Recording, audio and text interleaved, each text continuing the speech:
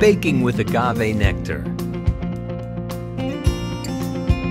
with Ania Catalano.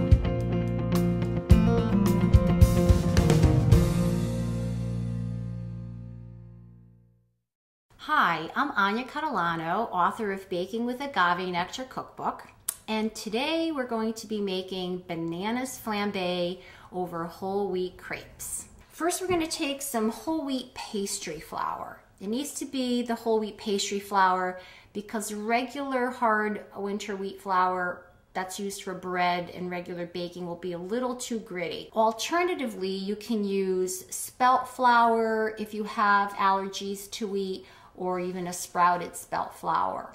Okay, so we're going to start by sifting our whole wheat pastry flour into a bowl with a little pinch of salt.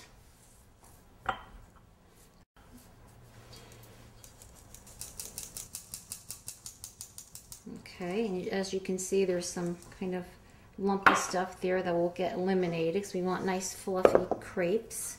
And we're going to add 2 eggs and 1 egg yolk to the batter. And with a whisk, we're going to start incorporating this together. And what we're going to do is we have 1.25 cups of 1% low-fat milk, but I'm going to add about a tablespoon to this, not all of it all at once, just a little bit, just to loosen it up. But we want to make kind of a smooth paste out of this. If you were to put all the milk into it, you would never be able to get the lumps out easily. You'd be whisking this for an hour. But while it's thick, you see you can really work that batter and get all the lumps out. And now you're ready to put the rest of the milk in there. So now you can just pour all the rest of the milk. And we're using a 1% low-fat milk. So we're really making these crepes much healthier than a normal crepe recipe would be, conventional crepe recipe, and a little bit of vanilla, about a teaspoon of vanilla extract. And it's going to be very, very thin. And you're going to think it's not going to work, but it will, because we're going to let it rest for about 20 minutes and the batter will thicken up a little bit, and then we're going to start making them. Okay, so we're ready to make our crepes. Our batter has rested for 20 minutes. And we're heating up a nonstick pan. This is actually a green ceramic-based nonstick pan, not the traditional Teflon coated, so it's a safer nonstick pan to cook in.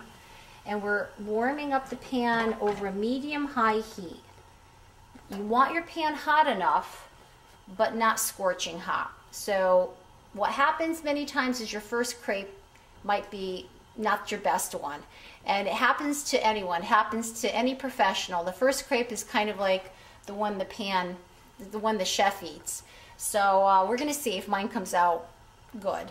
If it doesn't, it'll still taste good. So we're gonna try and get the pan to the right temperature, and then we're gonna add our little bit of butter to it. You don't wanna put the butter in too soon because it will burn. You want to get the pan hot and then add your butter. So we can kind of almost test it out by putting a little tiny bit of butter in there and seeing what it does. And oh, it's ready. So we don't want a whole lot of butter, about half a tablespoon. We just want to coat the bottom of the pan with the butter. And you can even take your spatula and kind of mix it around.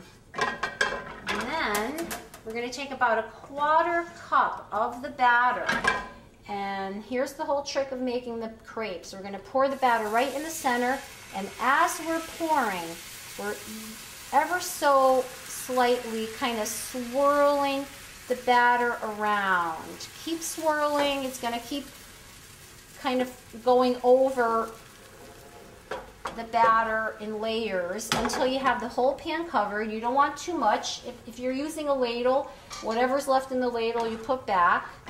And see, there you have just enough batter on the pan, and you put it back down.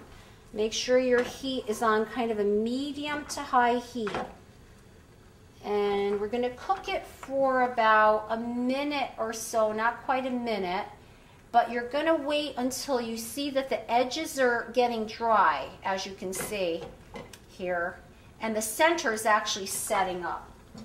So when you see that, you don't want to start flipping or touching anything too soon, but when you see the edges are dry, you can start kind of like loosening them up with a spatula. This is a flexible sort of spatula, so you can kind of easily go underneath the crepe. And then what I do is I just kind of peek underneath to see if it's the right color, and it is. So let's see if we can do this first one without losing it. I kind of stick my spatula under there and I loosen it up from all angles here. I'm going to do this quickly. Woo! We got it. There we go. You're all done. Once you flip it and it didn't break, you're home free. Once you flip it, you kind of shake the pan around so it keeps the crepe loose. On this side, we're only going to cook it for a few more seconds because it's pretty much cooked. The batter was dry. You're just kind of giving it a little brown color. Right onto the plate. And voila, we have a crepe. After you remove your crepe, you're going to have a little bit of this leftover crepe batter that's on the pan. You have to clean and wipe that out with a clean kitchen towel.